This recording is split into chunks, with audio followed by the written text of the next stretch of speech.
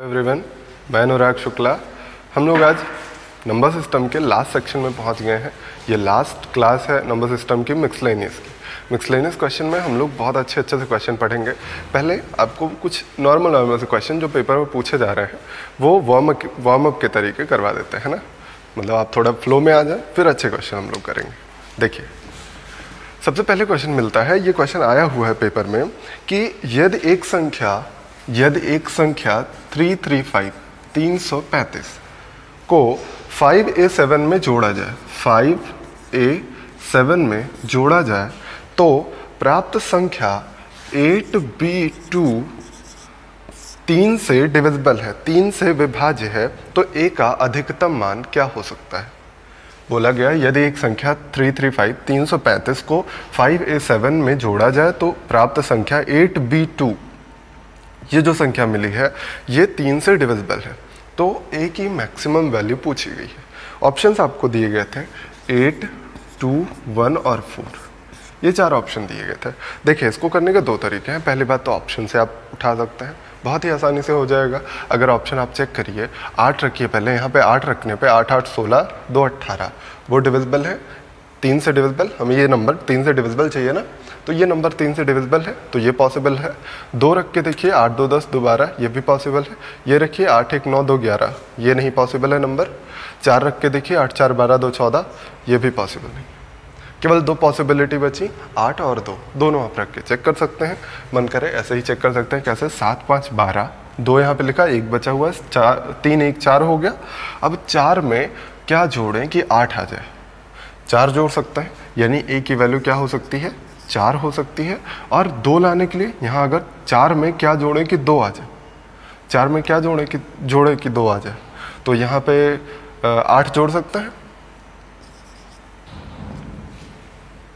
Sorry, ये a की values हैं, a की वैल्यूज हैं, तो हम a की वैल्यूज क्या क्या चेक कर रहे हैं? 8 और 2, इन दोनों में से चेक करें। देखिए, 4 यहाँ हुआ है, 8 4 12, यानी यहाँ पे 2 रख सकते हैं, 8 4 12 यहाँ पे रख सकते हैं हम। और 1 सेकेंड, ये गड़बड़ हो गई। देखिए, फिर से देखिए, ये सारी किसकी वैल्यूज है?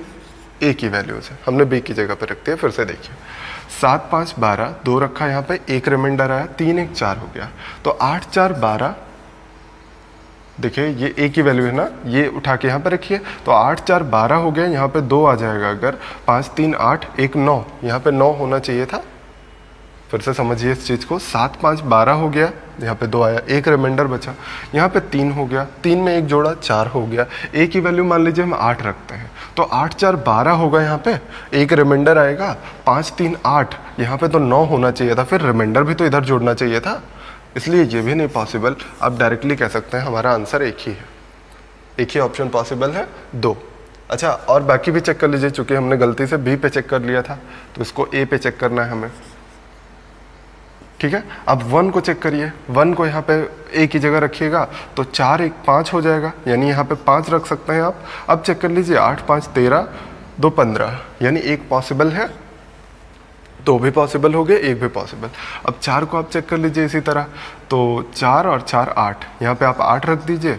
देखिए, यहाँ भी 8 बन रहा है, 8 8 16 2 18, ये भी पॉसिबल। अब 3 ऑप्शन मिल गए, तब आपको बेसिक ट्राई करना पड़ेगा। अब आप देख लीजिए बेसिक से कैसे हम लोग करते हैं।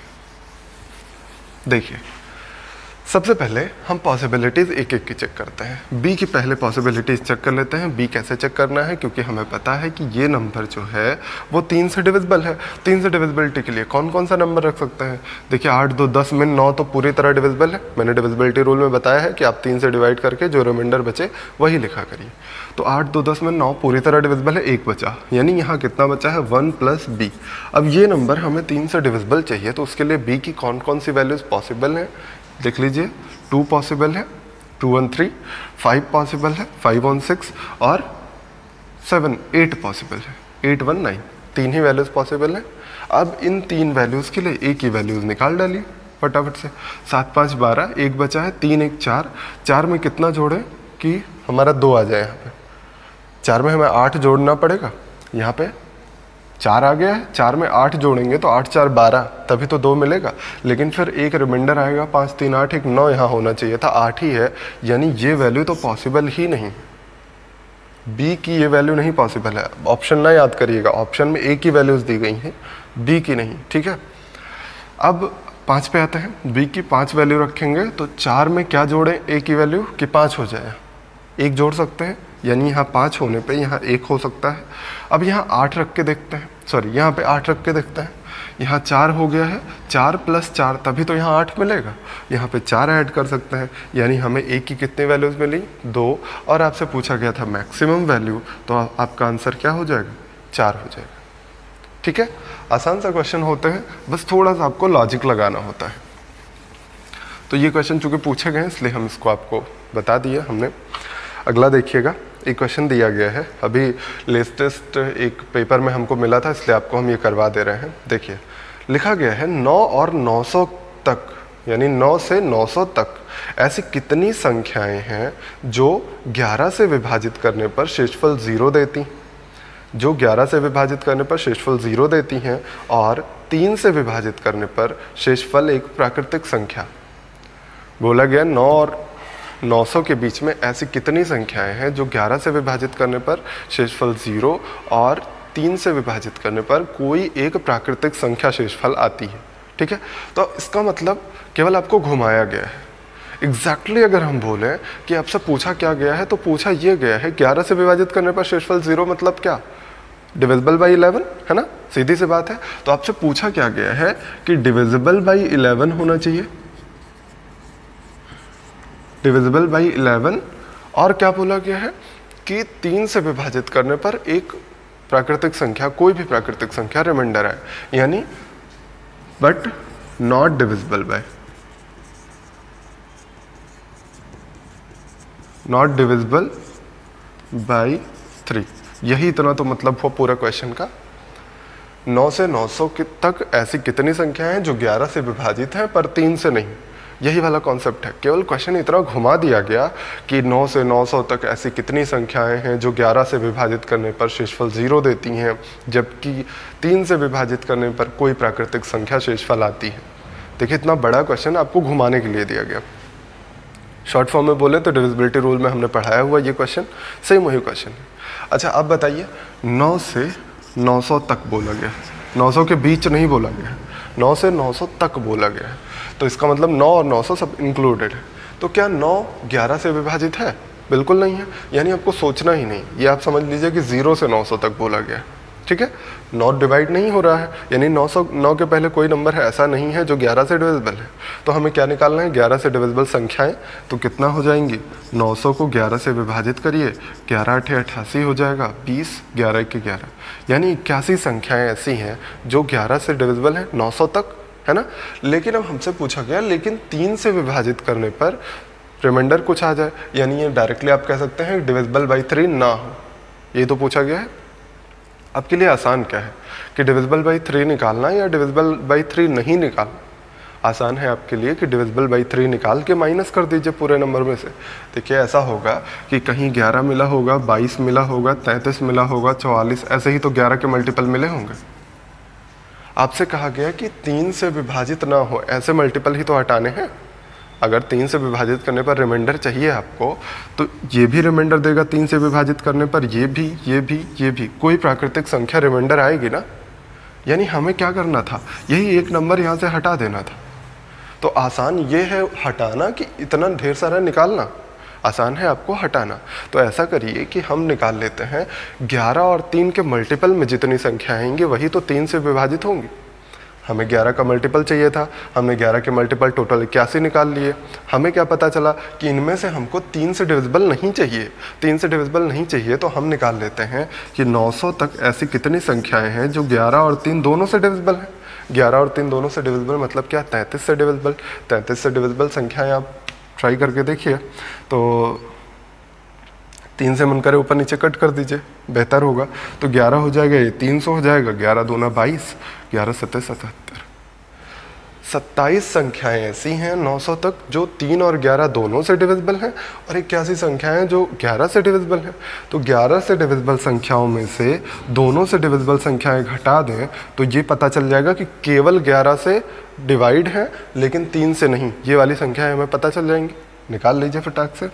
तो 7 4 11 और 5 2 7, आपका आंसर होगा 54। तो देखिए लैंग्वेज से डरिएगा नहीं, लैंग्वेज से डरना है तो फिर क्वेश्चन नहीं होगा। बहुत ही आसान सा क्वेश्चन था ये। डिविजिबिलिटी रूल अगर आपने नहीं पढ़ा है तो आप जाके पढ़ लीजिए उसको, स्टार्टिंग में मैंने पढ़ाया है। डिविजिबिलिटी रूल में ये सारे क्वेश्चन मैंने करवाए हैं, बस लैंग्वेज थोड़ी सी अलग थी इसमें, इस वजह से मैंने इसको करवा दिया। ठीक है, देखिए अगला क्वेश्चन दिया गया है आपको, ये भी पूछा गया है, एक बुक में मुझे मिला है तो वो हम आपको करवा देते हैं। देखिए, एक व्यक्ति एक पुस्तक का 2/5 भाग पहले दिन पढ़ता है। एक व्यक्ति एक पुस्तक का, एक बुक का 2/5 पार्ट 2/5 भाग पहले दिन पढ़ता है। अगले दिन वह पहले दिन की अपेक्षा 1/3 भाग और पढ़ता है। मतलब पहले दिन जितना पढ़ा होगा उसका 1/3 पार्ट ज़्यादा पढ़ेगा। ठीक है, तो अगले दिन वह पहले दिन की अपेक्षा 1/3 भाग अधिक पढ़ता है। यदि तीसरे दिन कुल 15 पेज पढ़ने के लिए बचे हों तो बताइए कुल पेजों की संख्या क्या होगी। तो देखिए कई सारे तरीके हैं इसको करने के। आप अगर चाहें तो मान सकते हैं कोई एक वैल्यू दोनों के एलसीएम के साथ, तो वो भी आप कर ले जाएंगे तब भी। जैसे आप 30 मान लीजिए, देखिए दोनों तरीके से हम बता देते हैं, एक x मान के एक 30 मान के। ठीक है, तो पहले आप यहाँ पे हम x मान के बताएंगे, यहाँ पे 30 मान के। हमने मान लिया टोटल ये 30 है, टोटल पेजेस 30 थे। अगर 30 पेज थे और उसका हमें 2/5 पढ़ना है, हाँ 2/5 भाग पढ़ना है, तो इसका 2/5 कितना हो जाएगा?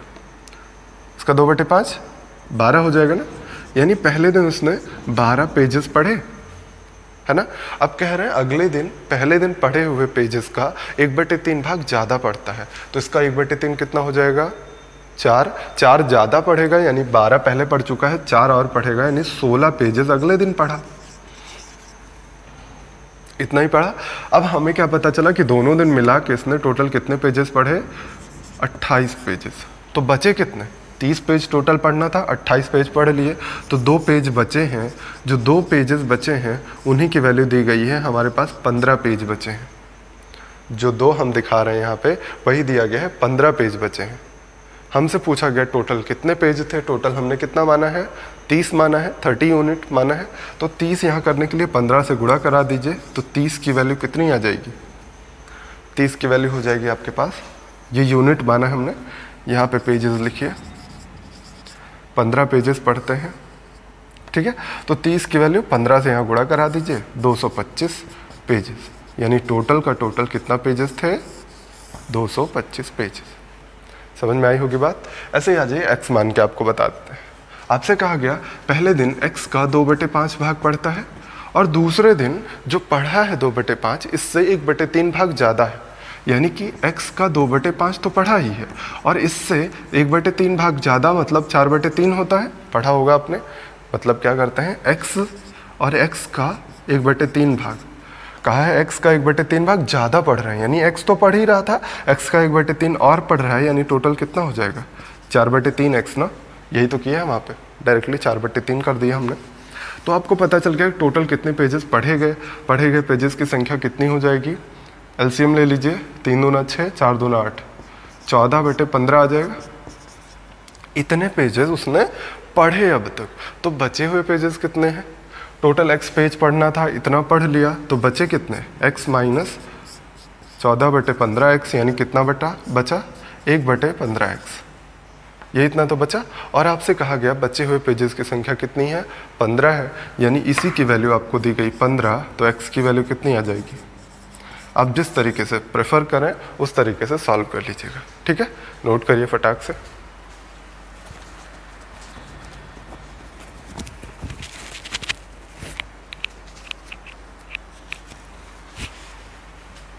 हो गया होगा। चलिए अगले क्वेश्चन पे आते हैं। देखिए मैक्सिमम क्वेश्चन हम ऐसे ही लाए हैं जो आपके पेपर में आए हो। ठीक है, देखिए अगला क्वेश्चन बहुत इंटरेस्टिंग क्वेश्चन है और कई बार आया भी हुआ है पेपर में। ठीक है, लिखा गया है कुछ मित्रों ने पिकनिक पर जाने का निर्णय लिया और 108 रुपये भोजन खर्च निर्धारित हुआ। मतलब कुछ फ्रेंड्स हैं वो साथ में जाने के लिए 108 रुपीज़ इकट्ठा किए कि इतने में हम वहाँ से होके चले आएंगे, ठीक है। तो उनमें से 3 ने धोखा दे दिया, मतलब 3 ने मना कर दिया होगा कि हम नहीं आ पा रहे हैं, ठीक है। तो अतः शेष को 3 रुपये अधिक देने पड़े, तो पिकनिक पर गए मित्रों की संख्या क्या होगी। देखिए आपको ऐसा इमेजिन करना है कि कहीं पे कुछ लोग जाने वाले थे, मान लीजिए आप फ्रेंड सर्कल बनाते हैं तो उसमें कुछ ऐसे होते हैं ना जो लास्ट मोमेंट पे अरे हम नहीं जा पाएंगे, है ना। तो उस टाइप के उनके भी फ्रेंड थे। कुछ लोग थे उन्होंने मूड बनाया कि हमें पिकनिक पर जाना है और उन्होंने 108 रुपीज़ जमा किए। मान लीजिए होटल वगैरह बुक किए होंगे ऐसी चीज़ों के लिए। फिलहाल 108 रुपीज़ में कोई होटल नहीं बुक होता है।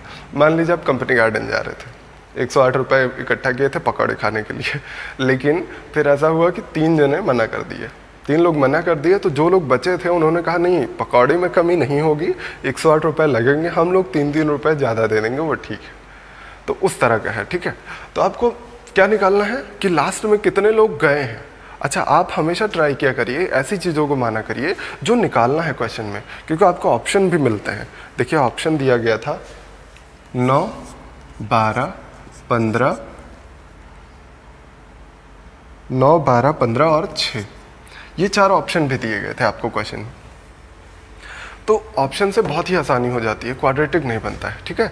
तो आपको निकालना क्या है कि कितने लोग गए हैं, ना कि पहले कितने लोग का प्लान था। जो धोखा दे दिए हैं उनको छोड़ दीजिए, ठीक है। जो जा रहे हैं उनको सोचिए। मान लीजिए टोटल x लोग अभी गए हैं, तो 108 रुपये में x लोग का प्रत्येक व्यक्ति कितना खर्चा देता। 108 रुपये टोटल खर्चा था। अगर हम x से डिवाइड कर दें, मान लीजिए आप 10 रुपये खर्चा करना चाहते हैं और 2 लोग खर्चा कर रहे हैं, तो प्रत्येक व्यक्ति कितना रुपये देता है, 5 रुपये। ऐसे ही तो निकालते हैं। वही हमने किया है कि 108 रुपये में x व्यक्ति अगर है तो हम निकाल लेते हैं प्रत्येक व्यक्ति का कितना खर्चा आया, 108 बटे x। इसी तरह अब चूंकि 3 लोग नहीं गए हैं, 3 लोग नहीं गए तो कितने लोग हो गए, x लोग अभी गए हैं और 3 लोग का पहले भी प्लान था, x+3 कर लीजिए। देखिए 2 तरीके हैं। आप अगर ये x को क्या माने हैं कि कितने लोग जाने वाले थे तो यहाँ x-3 रखना पड़ेगा। लेकिन अगर आप ये मान ली हैं कि कितने लोग गए हैं, मान लीजिए 10 लोग का प्लान था, 10 लोग नहीं गए, 7 ही लोग गए हैं, तो ये 7 है, 7 लोग गए हैं और प्लान कितने का था, 7 + 3 यानी 10 का प्लान था। समझ रहे हैं। अब इतना रुपए प्रति व्यक्ति अब खर्चा आया है, इतना रुपए प्रति व्यक्ति पहले खर्चा आता था, दोनों का डिफरेंस ही तो दिया गया 3 रुपए के बराबर। बस इसी को सॉल्व कर दीजिए, क्रॉस मल्टीप्लाई करिए, एलसीएम लीजिएगा तो कितना आ जाएगा 108, x+3 - x, 3 बचेगा। इन दोनों को वहाँ पे ट्रांसफ़र कर देते हैं x+3, और ये 3 तो मल्टीप्लिकेशन में है, ये दोनों तरफ से हम कैंसिल कर देते हैं। अब बचा कितना कि x+3 की वैल्यू 108 है। ऑप्शन चेक कर लीजिए, क्या 6 पे सेट हो रहा है, 6, 6, 3, 9, 9 6 54, नहीं सेट होगा। 12 पे सेट हो रहा है, 12, 3, 15, 12 × 5, लास्ट में 0 होना चाहिए जो कि इसमें नहीं है, ये भी नहीं पॉसिबल है, ये भी नहीं पॉसिबल है। 9 चेक कर लीजिए, 9, 9, 3, 12, 12, 9, 108, यानी यही वैल्यू पॉसिबल है। x की कितनी वैल्यू आएगी, 9। समझ में आई बात। तो ये 9 क्या है, जाने वाले लोग हैं, अब जो गए हैं। और पहले प्लान कितने का था, 9 + 3, 12 लोगों का प्लान था, 3 कैंसिल किए, धोखा दे दिए और 9 लोग टोटल गए। बात समझ में आई।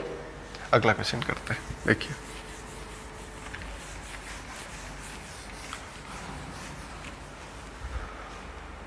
आपको क्वेश्चन दिया गया है, इस तरह के भी क्वेश्चन आते हैं, चूंकि इस वजह से हम करवा दे रहे हैं आपको। देखिए क्वेश्चन दिया गया है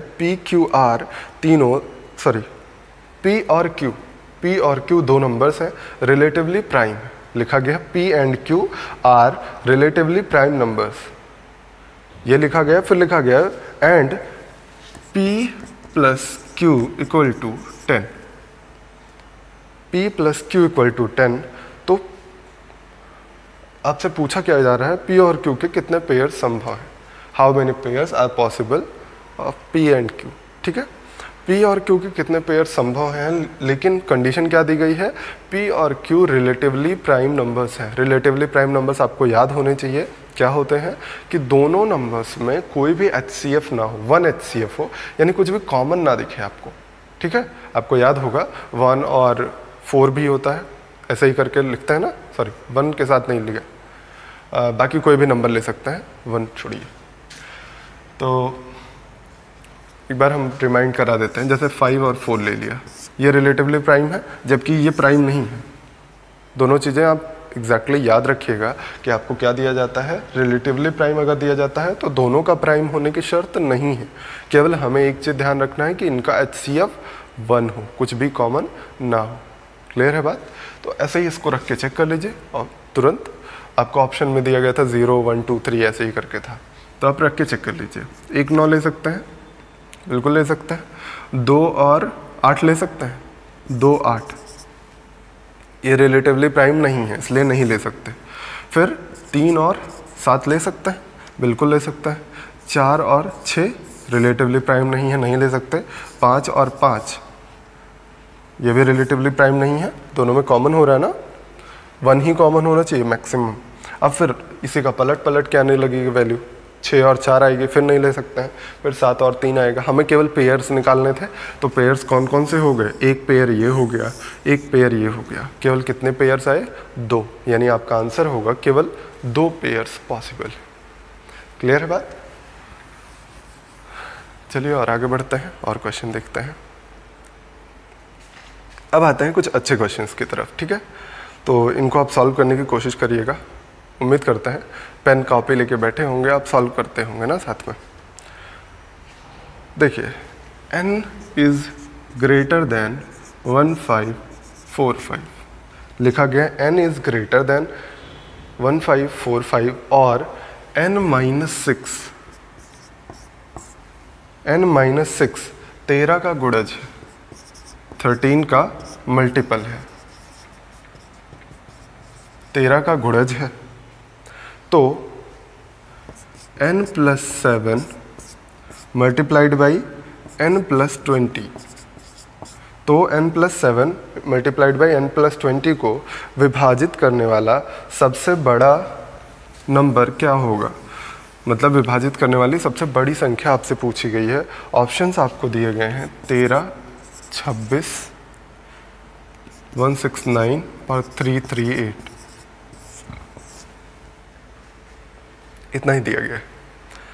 आपको दिया गया है कि क्या है, n is greater than 1545, n-6 13 का मल्टीपल है, 13 का मल्टीपल है ये एक नंबर, और आपसे कहा गया कि इन दोनों के मल्टीप्लिकेशन को कौन सी सबसे बड़ी संख्या विभाजित कर सकती है।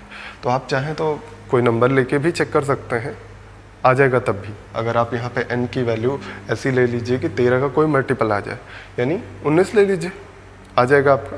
तो आप ऐसे भी चेक कर सकते हैं। या फिर हम कहते हैं कि अगर आपको क्या पता है कि कोई नंबर 13 का मल्टीपल है, या आपको कोई नंबर हम ऐसे लेके दिखाते हैं एग्जाम्पल के तरीके। आप कहेंगे 6 12 ले लीजिए, 12 4 का अगर मल्टीपल है तो इसका अगला 4 का मल्टीपल निकालना होगा। तो हम क्या करते हैं, 4 जोड़ के कहते हैं 16 भी 4 का मल्टीपल होगा। अगला मल्टीपल निकालना हो तो 4 जोड़ के कहते हैं 20 भी 4 का मल्टीपल होगा। फिर 4 जोड़ेंगे, फिर 24 भी 4 का मल्टीपल होगा। यानी जो नंबर, जिस नंबर का ये मल्टीपल है, वही नंबर हम जोड़ते रहते हैं तो वो हमेशा उसी का मल्टीपल मिलता रहता है। वही कॉन्सेप्ट अगर यहाँ पे अप्लाई करिए तो बहुत ही आसानी से आ जाएगा। देखिए n-6 अगर 13 का मल्टीपल है, ये 13 का मल्टीपल है, तो 13 ऐड करने पे भी जो आएगा नंबर वो भी 13 का मल्टीपल ही तो आएगा। आपको मैंने समझा दिया एग्जांपल से, तो ऐड करके चेक कर लीजिए। तो ऐड करने पे कितना मिल रहा है आपको, n+7। देखिए एक नंबर यहाँ से मिल गया आपको, ये भी 13 का मल्टीपल होगा ही होगा। अब दूसरा ले लीजिए। अच्छा, आपको सबसे बड़ा नंबर निकालना है ऑप्शन के हिसाब से, ऐसा नहीं कि कोई भी नंबर, ये हमेशा इसको डिवाइड करना चाहिए। जो नंबर आप लाएंगे वो हमेशा इसको डिवाइड करेगा। तो वो हम आपको अभी समझा रहे हैं वो चीज़। पहले आपने एक नंबर निकाल लिया n+7। अच्छा, n+7 भी जो आया है वो 13 का मल्टीपल ही आया है, तो इसमें भी अगर हम 13 ऐड कर दें तो क्या आना चाहिए, ये भी 13 का मल्टीपल आना चाहिए। ये कितना हो जाएगा, n+20 हो जाएगा। दोनों नंबर 13 के मल्टीपल हैं, लेकिन आपको सीधा सीधा दिख रहा है कि एक कोई 13 का मल्टीपल, उसमें 13 जोड़ा तो ये 13 का मल्टीपल आया, मतलब कंसेक्यूटिव है। आप ये कह सकते हैं कि 13 का मल्टीपल मान लीजिए 26 लिखा रहा होगा, उसमें हमने 13 जोड़ा तो 39 आया, तो ये दोनों कंसेक्यूटिव मल्टीपल हैं। 13 दूना 26, 13 तियां 39 कंसेक्यूटिव मल्टीपल है, मतलब एक के बाद लगातार एक आने वाले। तो अगर ये दोनों कंसेक्यूटिव मल्टीपल हैं, तो अगर हम यहाँ लिखना चाहे 13 तो यहाँ पे 13 गुणे 2 लिखेंगे, यहाँ लिखना चाहे 13 गुणे 2 तो यहाँ 13 गुणे 3, ऐसे ही तो आता रहेगा। मतलब यहाँ अगर 13 इंटू एन होगा तो यहाँ 13 इंटू एन प्लस 1। आप देख पा रहे हैं डायरेक्टली कि n+7 था एक नंबर, उसमें 13 ऐड किया, n+20 मिला, मतलब ये दोनों कंसेक्यूटिव नंबर से तो हुए, 13 के कंसेक्यूटिव मल्टीपल हैं। यानी आपको क्या मिलना है, अगर ये 13 का nवां मल्टीपल है तो ये n+1वां मल्टीपल होगा। अच्छा, आपको क्या निकालना है कि ऐसी सबसे बड़ी संख्या क्या हो सकती है जो हमेशा इसको डिवाइड करे। ऐसा नहीं कि आज एक बार डिवाइड कर दे। तो अगर हम सबसे बड़ा नंबर निकालना चाहते हैं, यानी हमको सबसे छोटा नंबर निकालना है जो हमेशा इसको डिवाइड करे, तो हम सबसे छोटा लेके चलते हैं। क्या ये 13 मान लें अगर, तो 13 का अगला मल्टीपल यानी 13 गुणे 2, यही तो होगा। बात समझ में आई? अब इन दोनों को आप मल्टीप्लाई कर लीजिए। अच्छा, आप देखिए यहाँ पे 13 गुणे 13 169 भी मिल रहा है, 13 भी मिल रहा है, 26 भी मिल रहा है। देखिए सारे मल्टीपल मिल रहे हैं, 13 भी मिल रहा है यहाँ पे, 13 दूना 26 भी मिल रहा है, 13 13 169 भी मिल रहा है, लेकिन तीनों ऑप्शन नहीं है क्योंकि हम इन तीनों को मल्टीप्लाई करेंगे और कितना मिलेगा 338, यही आंसर होगा। अच्छा, अब फिर से समझिए पूरे क्वेश्चन को, क्या कहना चाह रहा था क्वेश्चन और क्या आप समझ पाए। कहा गया था कि n 1545 से बड़ा कोई नंबर है, n 1545 से बड़ा कोई नंबर है जिसका कोई यूज़ ही नहीं था। आप चाहिए तो अब भी चेक करके देख सकते हैं 1545 के आसपास कोई नंबर। 1545 माइनस 6 करके देखिए 338 से डिवाइड हो रहा है या नहीं, ये चेक कर सकते हैं आप। लेकिन आप वो सब छोड़िए, लंबी चीज़ें नहीं करिए, लंबे प्रोसेस, आसान चीज़ें समझिए। n-6 कोई एक नंबर था जो 13 से डिविजिबल था। हमने कहा अगर कोई 13 से डिविजिबल नंबर है, उसमें फिर से हम 13 ऐड करते हैं तो वो हमेशा फिर से 13 से डिविजिबल होता ही है ना। तो हमने n-6 में ऐड किया 13, हमको मिल गया n+7, यानी n+7 जो नंबर है वो 13 से डिविजिबल नंबर है। अब अगला नंबर निकालना था, 13 हमने फिर ऐड किया, n+20 निकाल लिया। दोनों के दोनों जो यहाँ पे नंबर लिखे थे वो 13 से डिविजिबल नंबर आ गए। लेकिन एक चीज़ और आपको पता चली, ये कंसेक्यूटिव नंबर्स हैं, 13 के कंसेक्यूटिव मल्टीपल्स हैं। n+7 था, उसमें 13 ऐड किया, n+20 आया, मतलब जस्ट इसके बाद वाला नंबर, जैसे 26 लिखा हो, 13 ऐड करने पे 39, कंसेक्यूटिव है ना, कंसेक्यूटिव मल्टीपल्स है, वैसे ही यहाँ पे कंसेक्यूटिव मल्टीपल आ गया। अब हमें क्या पता चला, ये दोनों कंसेक्यूटिव मल्टीपल हैं। हमको क्या निकालना है, ऐसे नंबर जिनसे ये पूरी तरह हमेशा डिवाइड हो। हमेशा डिवाइड होगा अगर आप क्या कह देंगे, ये 13 का n वां मल्टीपल है तो ये n+1वां मल्टीपल होगा, यही तो होगा। तो हम सबसे छोटा नंबर लेके चलते हैं, क्योंकि यहाँ पे अगर हम 13 लेंगे तो यहाँ 13 इंटू 2, यहाँ 13 इंटू 5 लिया हमने तो यहाँ 13 इंटू 6 लेना पड़ेगा। तो हर जगह 13 इंटू 2 तो आना ही है। देखिए यहाँ पे n वां मल्टीपल हम लेके दिखाते हैं, देखिए 13n+1, यही तो होगा, मल्टीपल में है। तो ये क्या हो जाएगा, 13n मल्टीप्लाइड बाई 13n+13, यही तो होगा। तो अब आप क्या देख रहे हैं,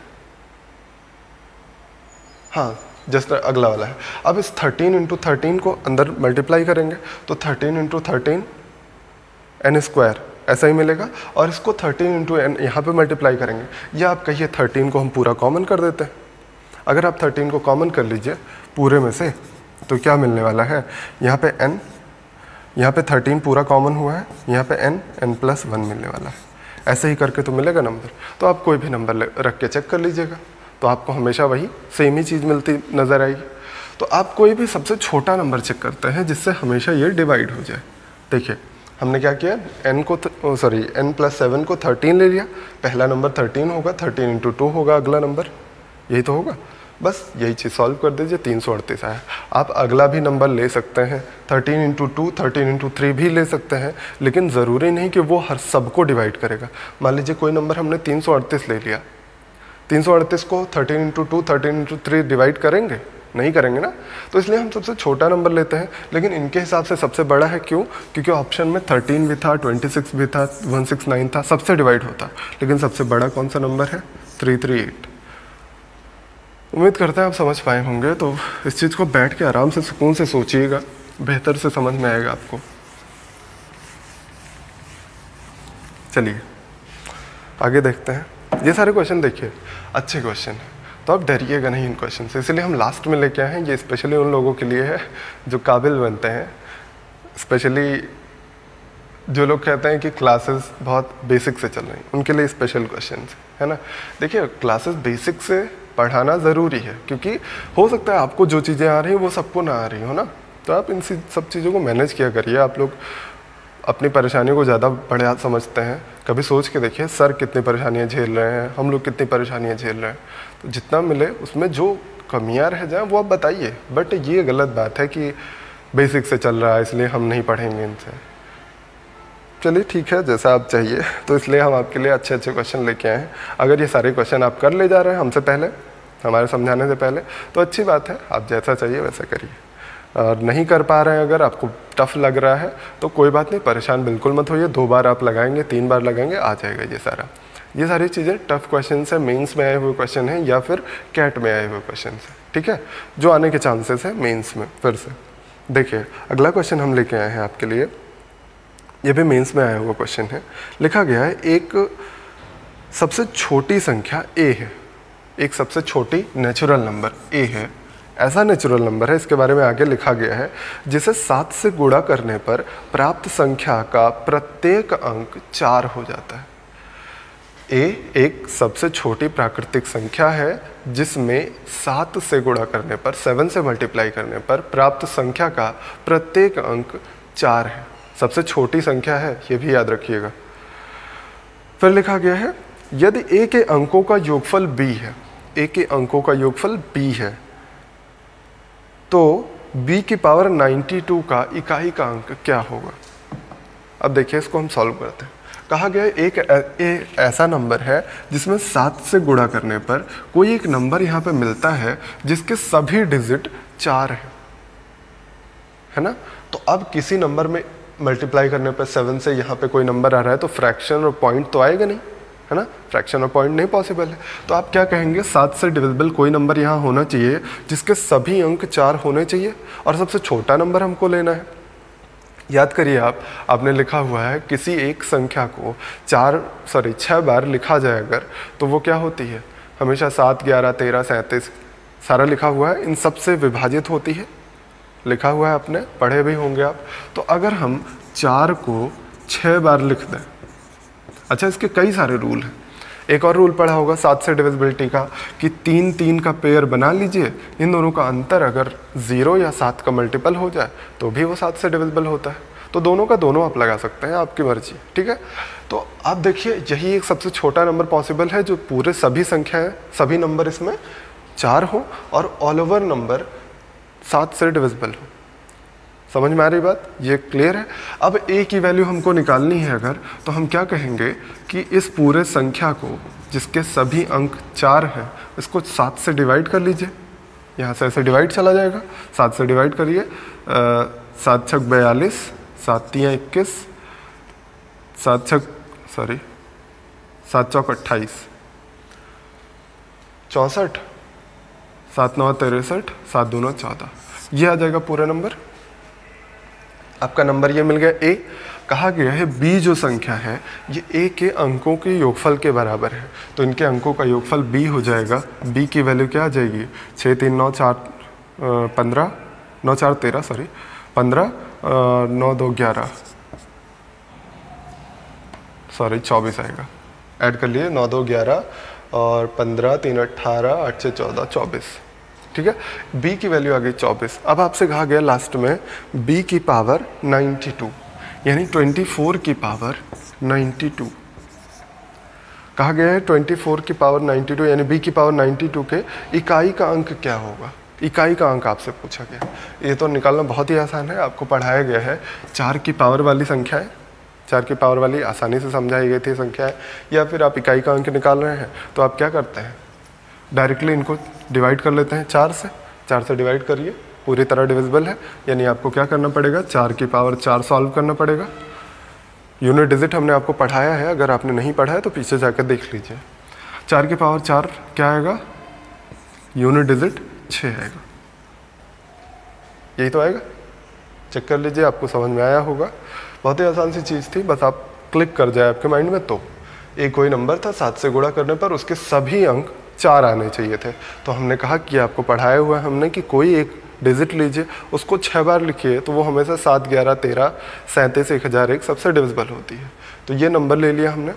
अब इस नंबर को ये 7 से मल्टीप्लाई होके आया था कहीं से, तो 7 से ये डिवाइड कर लीजिए, तो ये a की वैल्यू आ गई। a के अंकों का योगफल b के बराबर है और b की पावर 92 का हमें निकालना था यूनिट डिजिट। निकाल लिया आपने। आगे बढ़ते हैं हम लोग।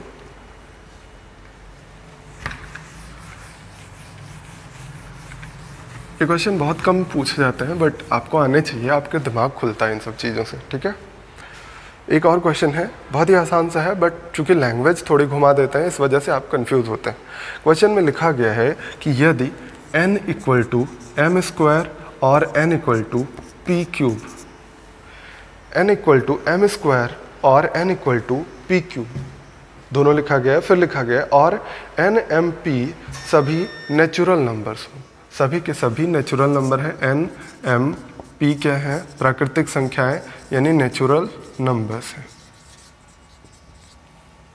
फिर लिखा गया है तो 10,000 से छोटे कितने n के मान पॉसिबल हैं। तो आपसे पूछा गया है कैसे चाहिए, हमें 10,000 से छोटे चाहिए, लेस देन 10,000। ये इतनी बात बोली गई। आपसे कहा गया कि यदि n equal to M square, n equal to P cube, n m p natural numbers हो तो 10,000 से छोटी n की पॉसिबल वैल्यूज़ कितनी हैं, ये हमको निकालना है। अब ये देख के आप कंफ्यूज होने लगते हैं कि ये क्या लिखा हुआ है, कैसे समझ में आएगा, जबकि है बहुत ही आसान क्वेश्चन। वही क्वेश्चन है जो आप करते हुए आए हैं, मेंस में पूछा जा चुका है कि ऐसी कितनी संख्याएं हैं 10,000 से छोटी जो किसी का क्यूब भी है और किसी का स्क्वायर भी है। इसका मतलब यही तो हुआ, किसी नंबर का क्यूब है और किसी नंबर का स्क्वायर है। इतना तो क्लियर है। देखिए, किसी नंबर का स्क्वायर भी है n नंबर और किसी नंबर का क्यूब भी है n नंबर। तो आपको बस एक ही चीज़ देखना था कि ऐसी कितनी संख्याएं हैं 10,000 से छोटी जो किसी नंबर का क्यूब भी है, किसी नंबर का स्क्वायर भी है। तो वो आप निकालना बहुत ही आसानी से जानते हैं। और थोड़ा सा आसान हम कर देते हैं, हम कहते हैं कि इन दोनों को मल्टीप्लाई कराइए, इन दोनों के पावर को मल्टीप्लाई। देखिए, पावर क्यूब भी लेनी है हमको, स्क्वायर भी लेना है। 3 दूना 6, पावर 6 अगर निकाल लें तब भी कोई दिक्कत तो नहीं होगी ना। तो आप क्या करिए, पावर 6 निकालिए। हम क्या कहते हैं कि 1 की पावर 6, 2 की पावर 6, 3 की पावर 6, 4 की पावर 6, ऐसे ही करते जाइएगा जब, तो आपको जो भी नंबर मिलेंगे वो हमेशा क्यूब भी मिलेंगे और स्क्वायर भी मिलेंगे, क्योंकि आपने पावर 6 निकाला है। तो 6 में क्यूब भी छुपा हुआ होता है और स्क्वायर भी छुपा हुआ होता है। इसको सॉल्व कर लीजिए। पहला नंबर 1 मिल गया, दूसरा नंबर 64 मिलेगा, तीसरा नंबर 729। चेक करते रहिएगा, ये 4096 आता है और ये कितना आता है, ऐसे ही आता रहता है, शायद मैंने सही लिखा है। तो अब आप देखिए, आपको क्या बोला गया था, 10,000 से छोटा। 10,000 यहाँ पे 10,000 से बड़ा हो गया, यानी इसको नहीं लेना है। केवल हमें कौन कौन से नंबर लेने हैं, यही 4 नंबर लेने हैं। तो आपसे पूछा गया था पॉसिबल वैल्यूज़ कितनी होंगी, तो पॉसिबल वैल्यूज़ कितनी हो गई, 4 पॉसिबल वैल्यूज़। क्लियर है बात। ये मेंस में पूछा गया है, सीजीएल के मेंस में आया हुआ क्वेश्चन है, केवल इसको लैंग्वेज चेंज कर देगा, इसलिए हमने आपको करवा दिया है क्वेश्चन। चलिए आगे बढ़िए, और भी क्वेश्चन है आपके पास।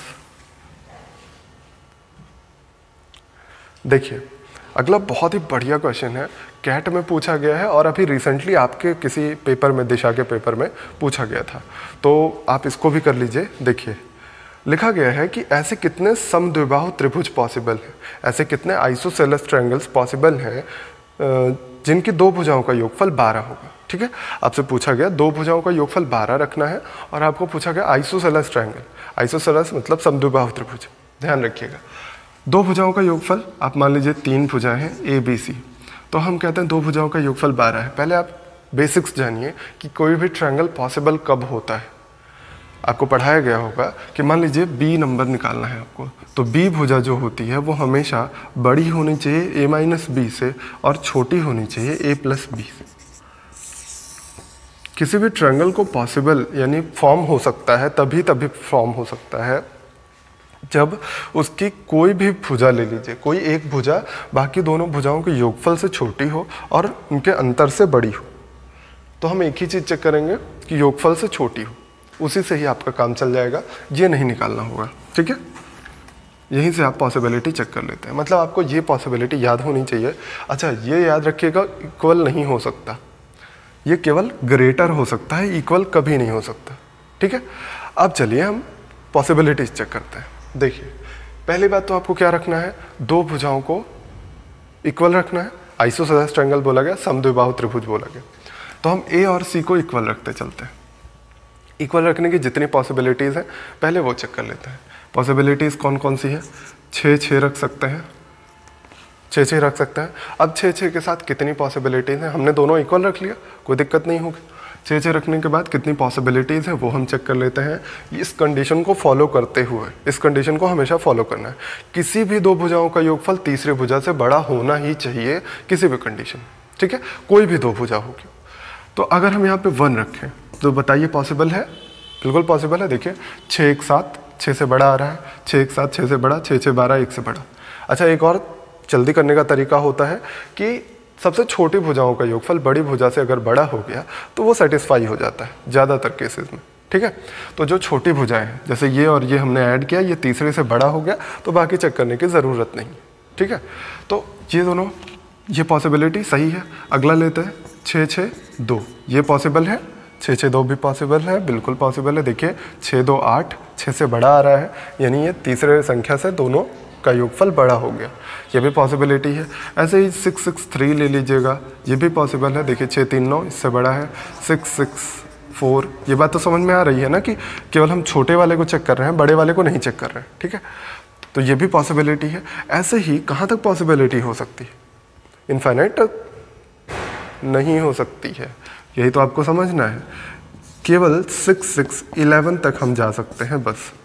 क्यों जा सकते हैं, क्योंकि अगर ये 6 6 12 हो रहा है, यहाँ पे अगर 12 लिख दीजिएगा तो 6 6 12 बराबर 12 हो जाएगा। तो ये क्या कंडीशन फॉलो होगी, ये कंडीशन फॉलो नहीं हो सकती ना। देखिए अगर हम ले लें 6 6 12, तो देखिए 6 6 12, ये भी हो गया, 12 ये भी हो गया, इक्वल का साइन नहीं लगा है। और हमने स्पेशली बताया आपको कि इक्वल नहीं हो सकता, हमेशा और हमेशा बड़ा ही होना चाहिए। तो आप ये कंडीशन फॉलो नहीं कर पाएंगे।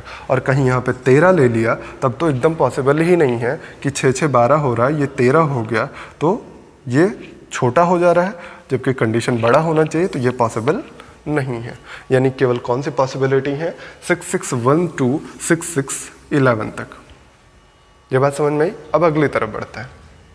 अभी और पॉसिबिलिटीज बची हुई हैं, कौन कौन सी, 2 का योगफल तीसरे से बड़ा होना चाहिए, ये पॉसिबिलिटी चेक कर लीजिए। अच्छा, 2 का योगफल 12 भी होना चाहिए, ये भी बताया गया ना कि कोई 2 नंबर है, मान लीजिए a प्लस सी, ये दोनों का योगफल 12 होना चाहिए, ये भी तो लिखा गया है, ये भी कंडीशन है। तो ये तो फॉलो कर रहा है, 6 6 12 6 6 12। अब अगला हम देखते हैं कहाँ से 12 बन सकता है। तो 12 कहाँ से बन सकता है, देखिए 11 और 1 12 बन सकता है।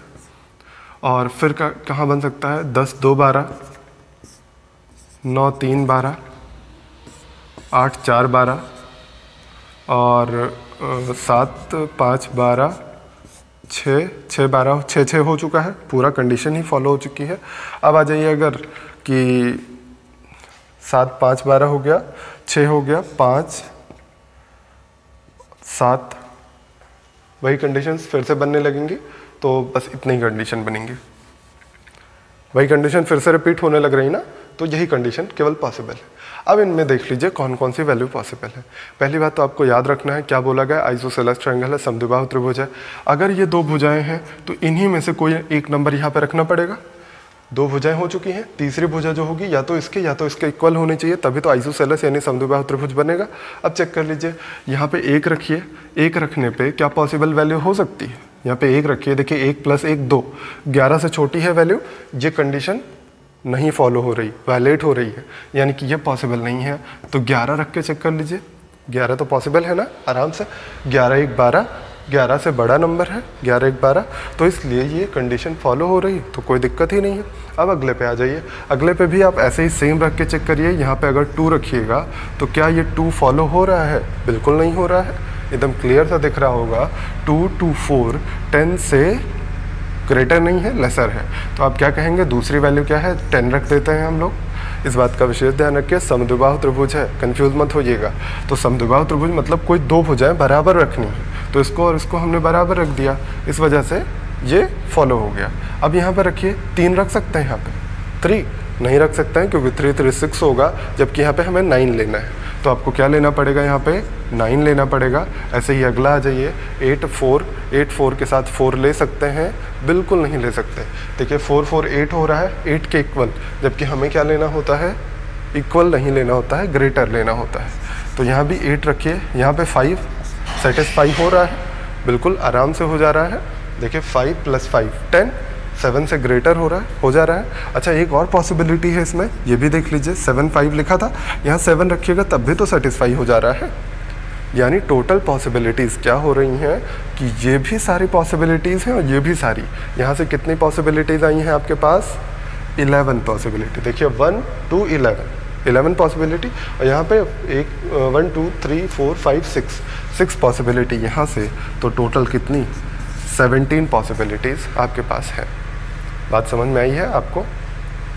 चलिए आगे बढ़े हम। तो केवल आपको पॉसिबिलिटीज़ चेक करनी थी, कंडीशन आपको याद होनी चाहिए, कंडीशन वैलिड ना। 2-4 क्वेश्चन और करते हैं बढ़िया से। देखिए ये अच्छा क्वेश्चन था, अगर आप इसको 1-2 बार घर पे नहीं लगाएंगे तो आपको शायद ये उड़ जाए आपके दिमाग से।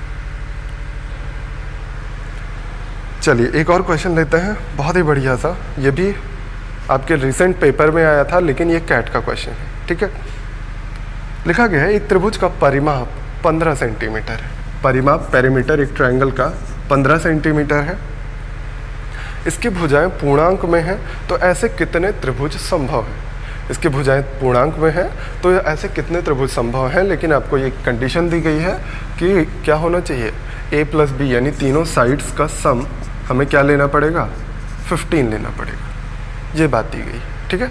तो अब इसकी कंडीशन चेक कर लीजिए। वही एक कंडीशन याद होनी चाहिए, a + b हमेशा c से ग्रेटर होगा, यानी कोई भी 2 साइड्स का सम तीसरी साइड से बड़ा होना ही चाहिए, चाहे जैसे हो, ठीक है।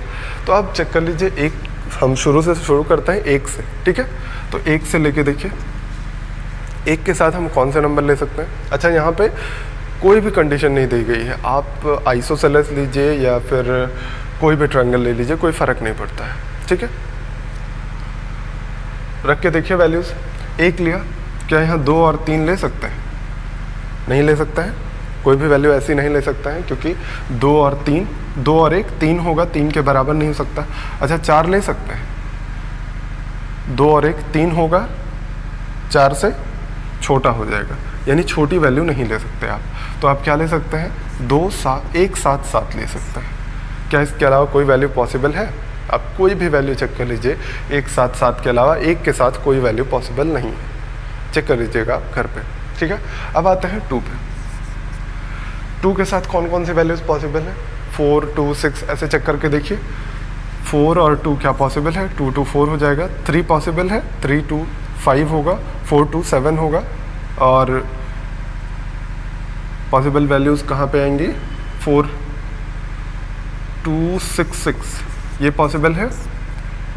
6 2 8 6 से बड़ा है, पॉसिबल है, बिल्कुल पॉसिबल है। और ऐसे ही आप चेक करते रहिए।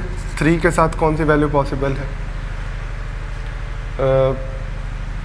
5 ले सकते हैं।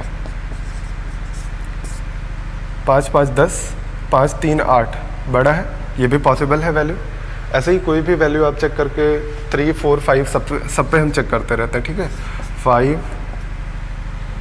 तो आपके सामने हम वैल्यूज़ लिख देते हैं, रुकिए। 2 6 7 6 6 12 6 - 6 0। आप दोनों कंडीशन एक बार चेक करते रहिएगा। a + b > c होना चाहिए और c a - b भी होना चाहिए। चूँकि आपको ये आइसोसेलेस तो दिया नहीं गया है या इक्विलैटरल नहीं दिया गया है, तो आपको दोनों कंडीशन सेटिस्फाई करवानी है। पहला आप देख लीजिए, 1 7 7 सेटिस्फाई हो रहा है, 7 1 8 सेटिस्फाई हो रहा है और डिफरेंस से बड़ा होना चाहिए। तो देखिए 7 - 1 6, ये बड़ा हो रहा है, तो सभी ये पॉसिबल है ना। अब ये वाला चेक कर लीजिए, ये वाले में 4 ये बड़ा है, 0 ये बड़ा है, हाँ सभी सेटिस्फाई हो रहा है। एक बार फिर से चेक करते चलते हैं, देखिए फिर से आपको दिया गया था 15, बस यही एक कंडीशन हम वायलेट करते जा रहे थे। देखिए 2 6 6 अगर ले लीजिएगा, 6 6 12 2 14 हो जा रहा है, ये नहीं ले सकते ना हम, केवल हमको 15 लेना होता है, वही हमें लग रहा था कुछ गड़बड़ हो रही है। तो आप ऐसे नंबर लीजिए जहाँ पे 15 बनता हुआ नज़र आए। 6 6 नहीं ले सकते हैं, क्यों नहीं ले सकते हैं, बात समझ में आ गई होगी, क्योंकि हमें 15 लेना है। तो यहाँ पे 6 7 ले सकते हैं। एक बार चेक कर लीजिएगा, 6 2 8 7 से बड़ा है और डिफरेंस में 7 बड़ा है, उस छोटा है डिफरेंस, कोई दिक्कत नहीं है, कंडीशन सेटिस्फाइड है।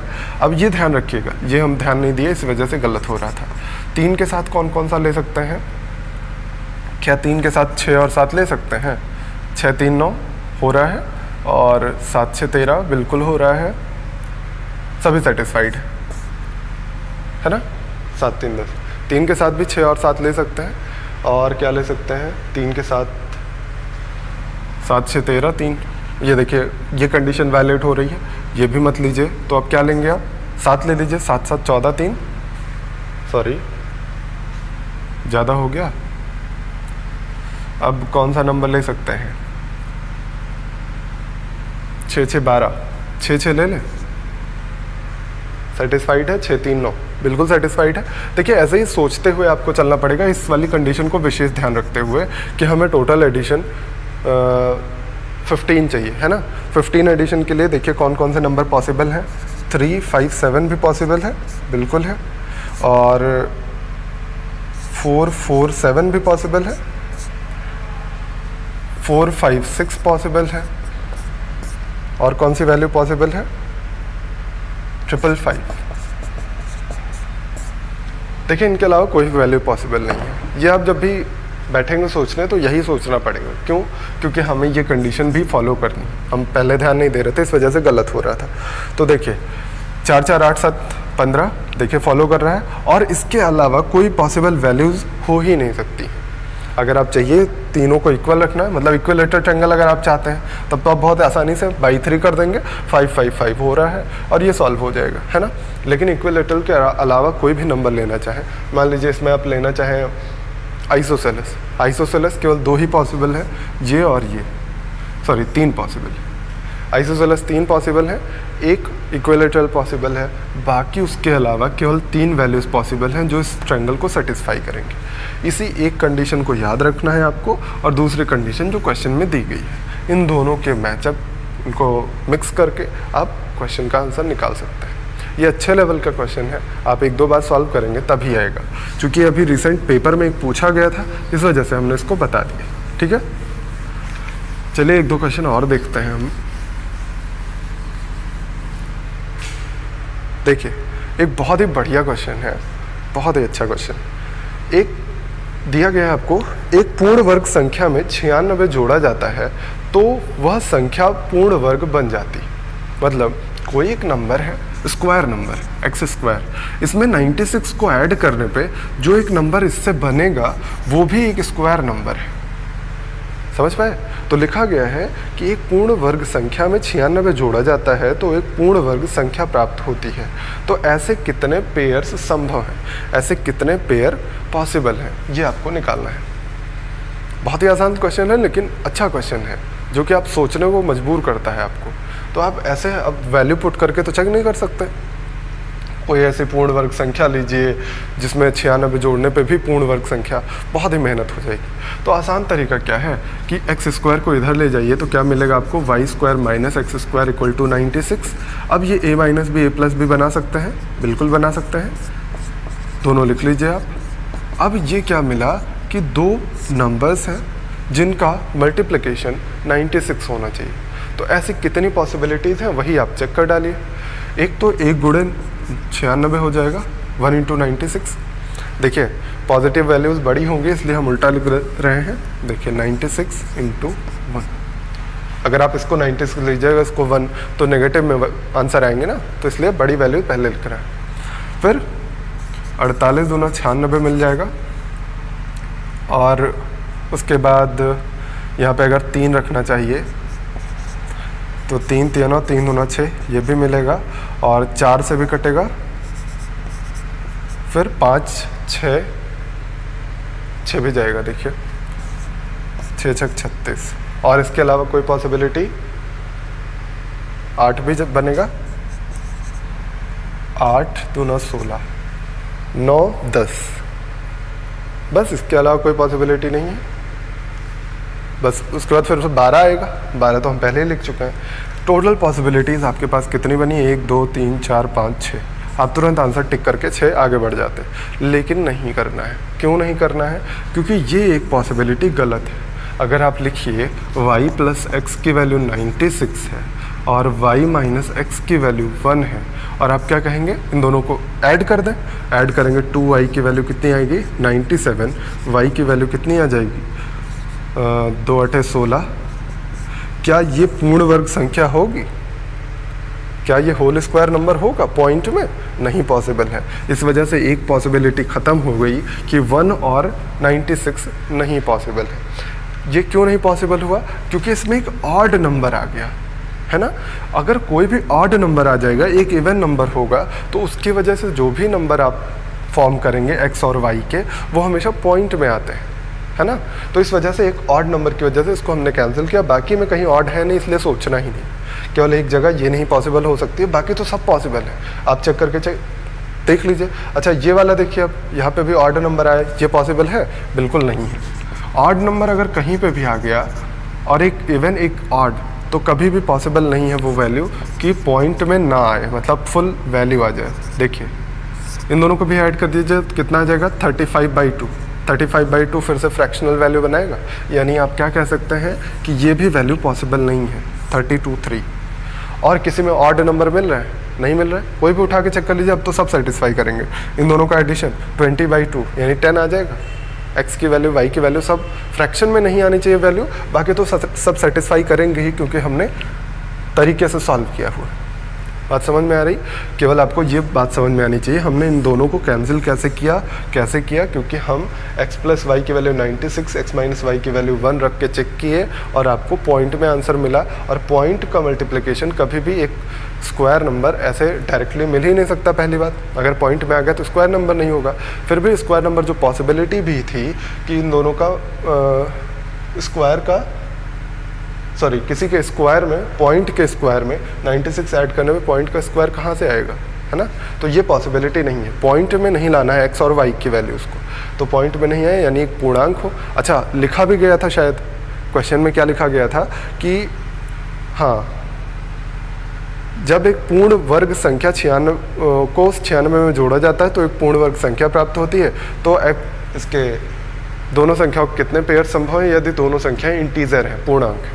ये क्वेश्चन में भी लिखा गया है, ऐसे भी दोनों ही बातें समझ लीजिए। तो हमें क्या लेना है? पूर्णांक लेना है, इंटीजर लेना है, इसलिए पॉइंट वाले दोनों वैल्यूज़ को कैंसिल कर दिया। अब आपके पास जितने पॉसिबिलिटीज़ 1 2 3 और 4, हमारे पास टोटल आंसर क्या आना है? 4 पेयर पॉसिबल।